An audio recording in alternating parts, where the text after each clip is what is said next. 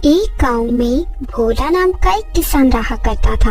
उसके पास एक छोटी सी जमीन थी और उसमें वो अपना घर चलाने के लिए खेती किया करता था। उसके पास जो कुछ भी था उससे वो संतुष्ट था। उसके परिवार में उसकी पत्नी सीमा और एक बेटा राहुल था। तो एक दिन, अरे सीमा, अभी खाना बनने में कितना समय और लगेगा? तुम रोज देर कर देती हो। लोग अब तक खेतों में पहुंच चुके होते हैं, मैं ही सबसे देर से पहुंचता हूँ। खेत चले जाने से भी ऐसा क्या पा लेते हो? मैं यहाँ चूल्हे में फूंक मार मार के परेशान हो गई हूँ। मेरी मदद करने वाला भी कोई नहीं है। मुझे सब खुद करना पड़ता है। खाना बनने में 15 मिनट और लगेंगे। ये तो तुम्हारा रोज का रोना है। मुझे रोज देर हो जाती है। मैं बैल को तैयार करता हूँ, तब तक तुम मेरे लिए खाना बांध दो। भोला बैल को ले आया। जब तक सीमा ने उसका खाना तैयार कर दिया।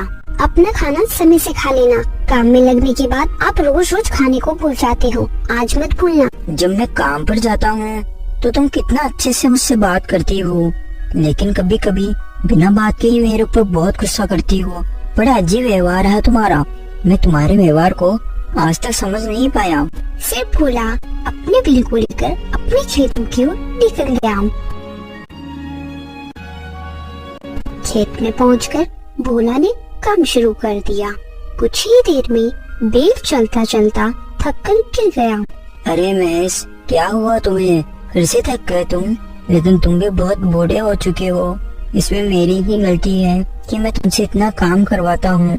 वैसे भी हम थोड़ी देर ही काम करेंगे, फिर हम घर चलेंगे। मैं कल ही 2 नए बैल खरीद लूंगा।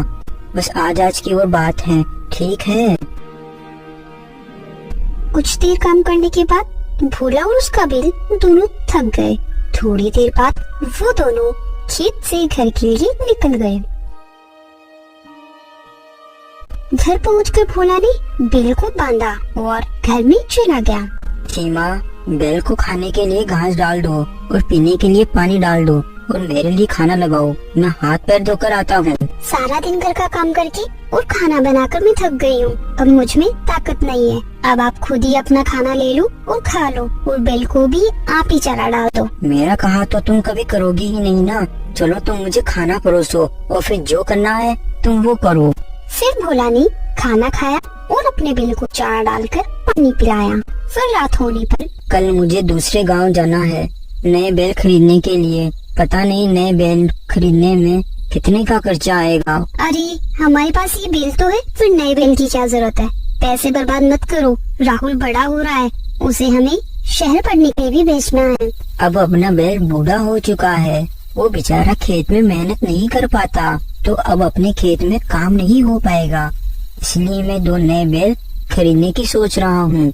अभी जो मेरे पास पैसे हैं उनसे मैं बैल खरीद लेता हूँ और फिर बैलों से खेती करके राहुल की पढ़ाई के लिए पैसा जमा कर लेंगे। आए बड़े, अगर ये खेती के लायक नहीं है तो उसे खिलाने के लिए उसके ऊपर पैसे क्यों बर्बाद करें? तो फिर आप उसे जाकर कसाई को बेच दो। अरे सीमा, तुम इतनी मतलबी कैसे हो सकती हो?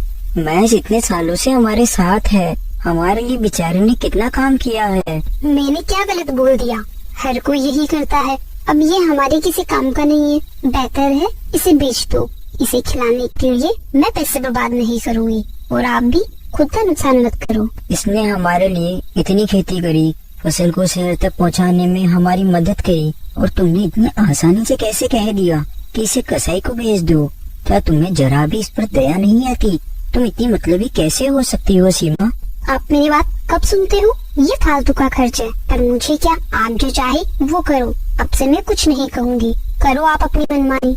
मुझे किसी चीज की परवाह नहीं है। महेश ने इतने समय से हमारी सेवा की है, तो ये मेरे मरने तक मेरे साथ ही रहेगा। मुझे अब तुम्हारे साथ झगड़ा करने का कोई शौक नहीं है। मुझे कल सुबह शहर जाना है। बेहतर यही है कि अब मैं सो जाऊं। मुझे भी आपके साथ लड़ाई करने का कोई शौक नहीं है।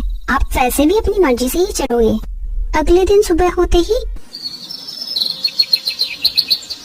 भोला नए बैल खरीदने के लिए दूसरे गांव की ओर निकल जाता है।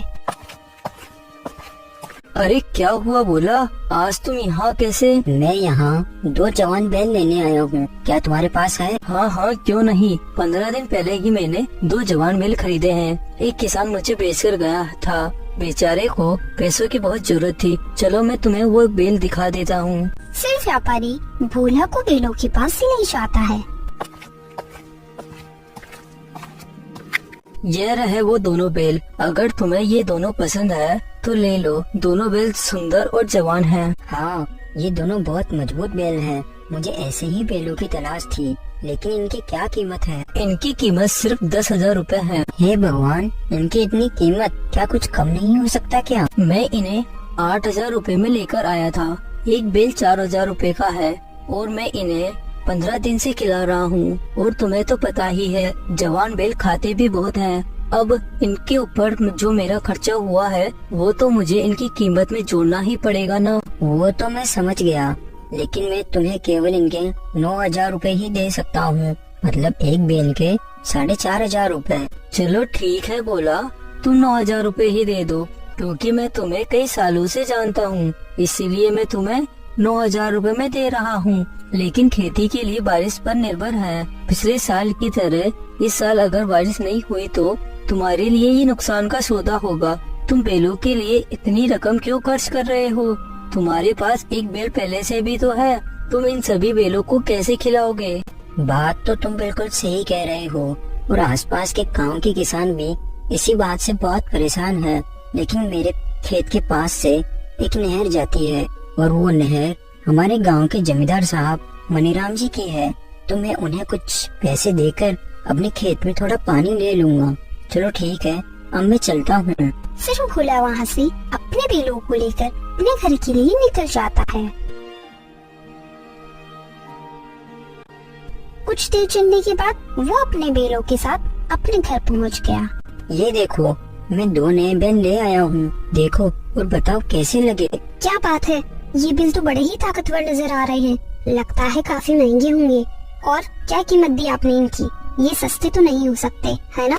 हाँ, तुम्हारा कहना बिल्कुल सही है। ये बैल जवान और ताकतवर है, इसीलिए मुझे इनके लिए मेरी सारी जमा पूंजी देनी पड़ गई। लेकिन ये हमारी खेती और हमारे आने जाने के लिए लंबे समय तक काम आएंगे। आप जिस व्यापारी से इन बैलों को लेकर आए हो, तो आप उसी व्यापारी से अपनी इस पुरानी बैल की बात कर लेते। तुम अपनी फालतू की बातें बंद करो। जब तक ये या मैं मर नहीं जाते तब तक हम साथ रहेंगे। आगे से तुम इसके बारे में कुछ नहीं बोलोगी। ठीक है, लेकिन अपने सारे पैसे तो इन बिलों पर ही खर्च कर दिए। अब आप खेत के लिए बीज कैसे लेकर आओगे? कहाँ से आएंगे अपने पास पैसे? और इस साल बारिश नहीं हुई तो अपन क्या करेंगे? अरे इसकी चिंता तुम मत करो, मैं आज ही अपने गांव के सेठ हीरालाल से कुछ पैसे उधार ले लूंगा और उनसे बीज ले आऊंगा और थोड़े पैसे जमींदार को देकर अपने खेत के लिए पानी ले लूंगा।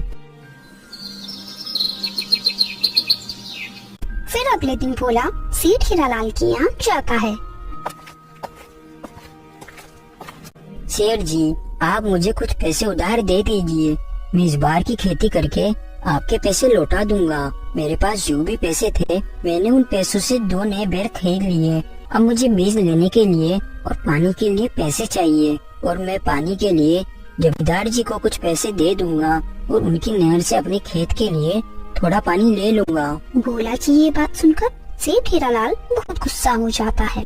भोला, तुम अपनी औकात से बाहर बात कर रहे हो। अगर तुम्हें 10,000 रूपए चाहिए तो तुम्हें अपने दोनों बैल मेरे पास गिरवी रखने होंगे। लेकिन सेठ जी, मैं खेतों में बीज डालने के बाद आपको मेरे दोनों बैल दे जाऊंगा। ठीक है भोला, तुम शाम होने तक ये दोनों बैल मुझे खुद ही दे जाना, वरना मेरे आदमी तुमसे ये बैल लेने आ जाएंगे। लेकिन बेचारे भोला के पास और कोई दूसरा रास्ता नहीं था, इसलिए भोला अपने बैलों को देने के लिए राजी हो जाता है और सेठ से पैसे लेकर वहाँ से चला जाता है।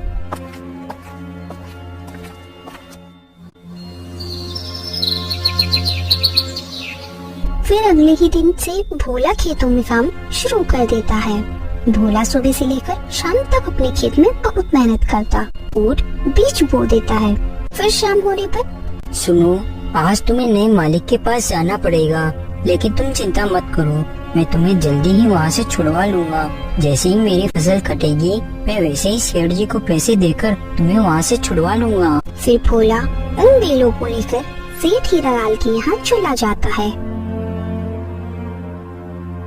और हीरालाल को दोनों बेलों को देकर वापस अपने घर चला जाता है। कुछ ही महीने में भोला की फसल तैयार हो जाती है। मैं कल ही फसल को काटकर मंडी में बेच आऊंगा और मेरे दोनों नए बैलों को छुड़वा लूंगा। फिर भोला अपने घर चला जाता है। उधर ये बात सेठ हीरालाल को सारी बात उसका आदमी बता देता है। अगर भोला ने कल फसल काट ली तो वो मुझे पैसे दे देगा और अपने बैल छुड़वा लेगा। मुझे ऐसा कुछ करना पड़ेगा जिससे भोला मेरे पैसे नहीं चुका पाए और मैं उसके दोनों बैल हड़प लूं और साथ ही साथ उसकी जमीन भी हड़प लूं। सेठ जी, अगर अपन भोला की फसल में आग लगा दे तो भोला कल कौन सी फसल काटेगा? ना रहेगी बांस, ना बचेगी बांसुरी। हाँ, तुम बिल्कुल सही कह रहे हो, लेकिन ये काम तो आज रात ही करना पड़ेगा। फिर रात होने पर सेठ हीरालाल और उसका आदमी दोनों भोला के खेत में चले जाते हैं और वहाँ जाकर भोला की फसल में आग लगा देते हैं और वापस वहाँ से चले जाते हैं। अगले दिन सुबह होने पर जब भोला अपने खेतों में पहुँचा तो वहाँ का नजारा देखकर भोला की होश उड़ गए। भगवान, ये कैसे हो गया? अब मैं क्या करूँगा? मैंने कितनी मेहनत से ये फसल उगाई थी, अब मेरे सारे सपने अधूरे रह गए। भगवान। तभी वहाँ सेठ आ जाता है।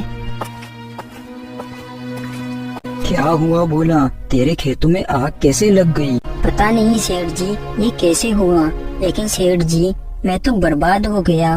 मैंने आपसे जो भी खर्च लिया था वो सारा पैसा मैंने इस खेती में लगा दिया। सोचा था फसल बेचकर आपका सारा कर्ज चुका दूंगा और मेरे बैल वापस ले लूंगा। अब मेरे परिवार का क्या होगा? वो भी भूखा ही मर जाएगा। भोला, वो सब मुझे नहीं पता, मुझे तो मेरे कर्ज की रकम चाहिए। अगर तुम नहीं दे पाओ तो तुम अपने दोनों बैलों को भूल जाना। ऐसा बोलकर सेठ हीरालाल वहाँ से चला जाता है। क्या हुआ सेठ जी? देखो अपनी तरकीब काम कर गई। अपन ने भोला के दोनों बैल हड़प लिए। हाँ, हमारी तरकीब काम कर गई, लेकिन अब मुझे भोला की जमीन भी चाहिए क्योंकि भोला की जमीन बहुत ही उपजाऊ है। उसका क्या उपाय करें? अरे सेठ जी, क्यों चिंता करते हो आप? जैसे अपन ने भोला के खेतों में आग लगाई है वैसे ही आज रात अपन उसके घर में भी आग लगा देते हैं। फिर उसी दिन की रात भोला का परिवार सो रहा था। तभी सेठ हीरालाल और उसका आदमी वहाँ आ जाते हैं और भोला के घर में आग लगा देते हैं और वहाँ से भाग जाते हैं। पूरे गांव में हाहाकार मच गया। सभी लोग खड़े खड़े भोला के घर को जलते हुए देख रहे थे, लेकिन तभी राहुल के चिल्लाने की आवाज आती है तो भीड़ में खड़ा राजू हिम्मत करके भोला के घर में जाता है और देखता है कि भोला और उसकी पत्नी सीमा तो आग में जल गए, लेकिन उसने देखा राहुल अभी भी जिंदा है तो राजू राहुल को उठाकर बाहर ले आता है। अगले दिन राजू ने भोला और उसकी पत्नी का अंतिम संस्कार कर दिया और उधर सेठ हीरालाल ने भोला की जली हुई झोपड़ी की जगह भी अपना कब्जा संभाल लिया। लेकिन राजू राहुल को लेकर शहर चला जाता है। चाचा, मेरी आंखों के सामने मेरे माता पिता जलकर मर गए। चाचा, मैं जानता हूँ राहुल बेटा, अगर मैं तुझे लेकर शहर नहीं आता तो शायद सेठ हीरालाल अपने आदमी के साथ मिलकर तुझे भी मार देता। अपने जीवन में एक बात कभी भी मत भूलना, सेठ हीरालाल और उसके आदमी ने मिलकर अपनी चालाकी से पूरे गांव वालों की जमीन हत्या ली और उन दोनों ने ही तेरे माता पिता की हत्या की है। अपने अंदर कभी भी बदले की आग को बुझने मत देना। मैं तुझे पढ़ा लिखा कर एक पुलिस वाला बनाऊंगा। राजू की बात सुनकर राहुल रोने लगा और उसी दिन से मन लगाकर पढ़ाई करने लगा। कुछ सालों बाद पढ़ लिख कर राहुल एक पुलिस वाला बन गया। अब वो पूरे 28 साल का हो गया था। अच्छा, आपने जो मेरे ऊपर उपकार किए हैं मैं उन्हें कभी भूल नहीं पाऊंगा। मैं आज ही अपने गांव जाऊंगा और सेठ हीरालाल को और उसके आदमी को दोनों को अरेस्ट कर लूंगा। हाँ बेटा राहुल, जाओ तुम अपने गांव और सेठ हीरालाल को अपने कर्मों की सजा दो। मेरा आशीर्वाद हमेशा तुम्हारे साथ है।